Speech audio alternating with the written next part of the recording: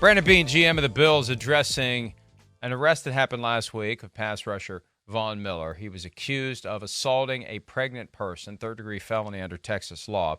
When the allegations first came out, obviously you think commissioner exempt. That's why it's there. Heinous allegation. It is just an allegation, but they put guys who have simply been accused of crimes on the commissioner exempt list on a fairly regular basis. It's a PR tool. It's let's not have this guy around when he's facing these allegations. He's still getting paid. They don't view it as discipline. We just don't want the broadcast to have to talk about him. We're just going to get him on off the sideline, stage right? Because because we look bad. We look bad letting him on the stage. But the way the personal conduct policy works, you got to be formally charged for the league to, for lack of a better term, automatically put you on paid leave.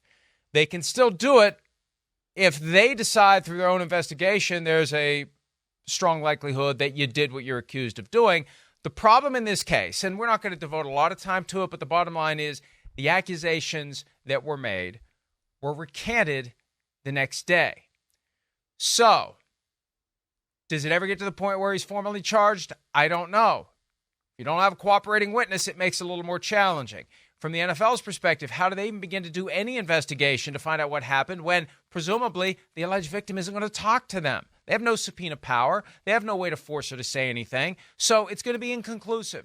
So the reality is he's been arrested for a third-degree felony, assaulting a pregnant person. He hasn't been charged, and the NFL, apparently, Chris, isn't going to do anything until he's formally charged. So it falls into this strange, awkward donut hole for the league. The Bills still get him, right? They're in a playoff push. They want their player on the field.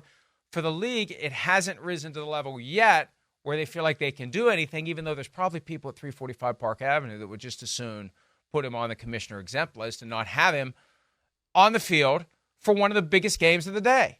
Yeah, I mean, it's unfortunate. You know, it's a distraction. It's, you know, not a good look, an annoyance, whatever, for the Buffalo Bills, who we know have got enough on their plate right now, right? I mean, you know, they're trying to survive for their playoff life here.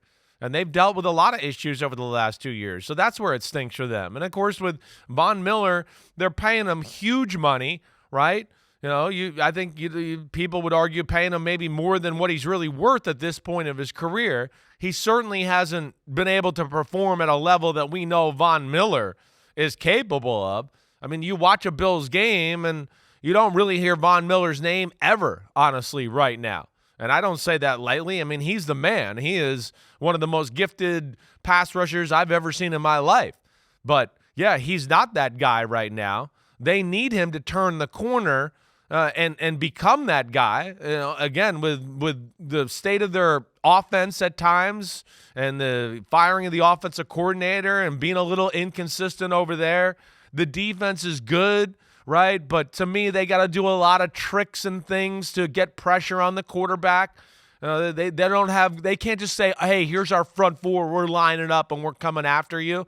They need that ability, especially against some of the better teams in football. McDermott always has to trick it up a little bit. Hey, we're blitzing here. Oh, they dropped out. They blitz over here now. And that causes chaos with the protection and causes advantages for their defensive line as far as rushing the passer. But it's hard to play that way and always be successful against the really good offenses in football. And that's where, you know, it could help them greatly if he can get healthy here and become a big-time player again. So we'll see where it goes. But, unfortunate situation. And, you know, we'll see. We'll see how it plays out. Bottom line is he'll be playing for the Bills unless and until he's formally charged with that crime of assaulting a pregnant person.